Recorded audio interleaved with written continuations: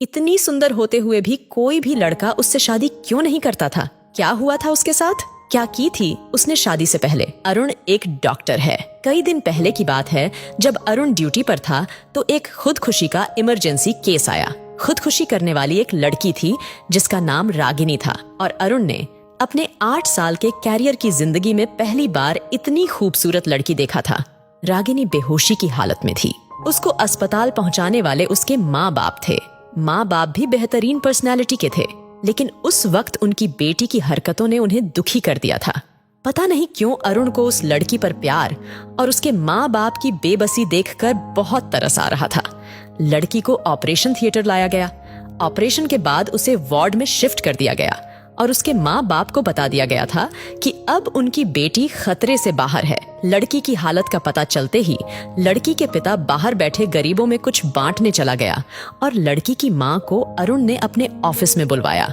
लड़की की माँ ने जो कहानी सुनाई वह कुछ यूं थी। मेरी बेटी का नाम रागिनी है और रागिनी इंजीनियरिंग कर रही है। सभी माँ बाप की तरह रागिनी के माँ बाप की भी ख्वाहिश थी कि वह अपने घर की हो जाए, इसलिए उन्होंने रागिनी से उसकी पसंद के बारे में पूछा तो रागिनी ने और लड़कियों की तरह यह फैसला भी अपने माँ बाप को दे दिया। उसके माँ बाप ने रागिनी के रिश्ते की बात चलाई तो रागिनी को देखने एक फैमिली आई। नाश्ते और बातचीत करने के बाद किसी ने रागिनी से चलकर दिखाने को फरमाइश की तो किसी ने बोलने और किसी ने रागिनी के हाथ की चाय पीने की फरमाइश की। उसके बाद वह इजाजत लेकर चली गई, लेकिन लड़के वालों ने कुछ दिन बाद बिना कोई बात बताए ही रिश्ते से इनकार कर दिया। रागिनी को उस दिन जिंदगी में पहली बार रिजेक्शन किया गया था, मगर माँ बाप की तसल्ली ने रागिनी को हौसला दिया और एक बार फिर रागिनी को देखने के लिए एक और फैमिली आई। उन्होंने भी खाना खाने के बाद रागिनी के हाथ की चाय पीने की फरमाइश की और चाय के बाद इजाजत चाहिए। 3 दिन इंतजार में रखने के बाद यह कहकर इनकार कर दिया कि लड़की को मेहमानों की सेवा करना नहीं आती, क्योंकि उसने लड़के की माँ को टेबल से उठाकर हाथ में चाय पेश नहीं की, बल्कि आम मेहमानों की तरह टेबल पर रख दी। इस इनकार के बाद रागिनी के साथ साथ उसके माँ बाप भी अंदर तक टूट गए, मगर ऊपर वाले की मर्जी समझकर सब्र कर गए। फिर कुछ दिन बाद एक और नई फैमिली आई। इस फैमिली की औरतों के बैठते ही रागिनी ने उनके जूते तक अपने हाथों से उतारे, वहीं बैठे बैठे हाथ धुलवाए और फिर चाय पेश की। इस फैमिली ने हफ्ते बाद यह कहते हुए इनकार कर दिया कि आपकी बेटी पर किसी बुरी आत्मा का साया है, वरना पहली बार घर आए मेहमान की इतनी सेवा कौन करता है। पिछले 8 सालों में 100 से ज्यादा लोग रागिनी को देखने आए, मगर कोई न कोई ऐब निकाल कर चले गए।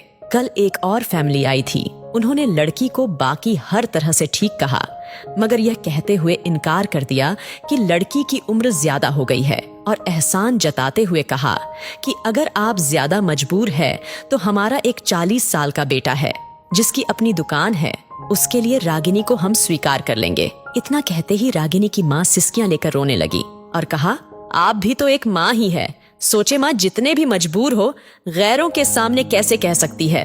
और मेरी बेटी कल सारा दिन मेरे सीने से लगकर रोती रही है, कह रही है लोगों के काबिल होते होते मेरी उम्र ज्यादा हो गई माँ।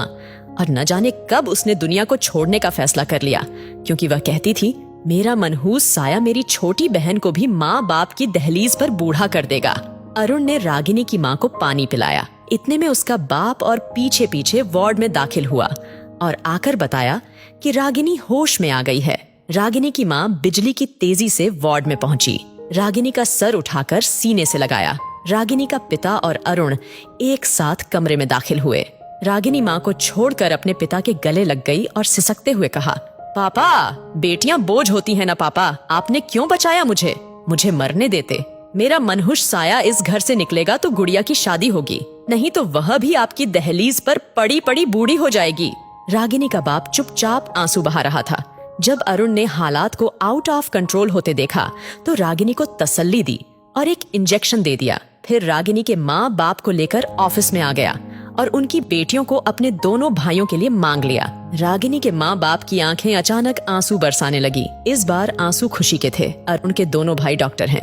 अरुण ने उनको अपना फैसला सुना दिया है और वह स्वीकार भी कर चुके हैं। दोस्तों, मैं आप लोगों से रिक्वेस्ट करती हूँ, आप शादी लड़की से कर रहे होते हैं, किसी परी से नहीं। किसी की बेटी को रिजेक्ट करने से पहले उसकी जगह अपनी बेटी को रख कर सोचो। अगर देखकर रिजेक्ट करना हो तो लड़कियों से दुगनी तादाद में लड़के रिजेक्ट होंगे। आपके द्वारा निकाले गए एब और इनकार लड़कियों को मौत के मुंह में धकेल देते हैं। इसलिए मेरी सभी माँ बाप से गुजारिश है कि किसी भी बेटी या बेटा को रिजेक्ट करने से पहले अपने बेटे और बेटियों की अच्छाई और कमी पर भी ध्यान दे लिया करें।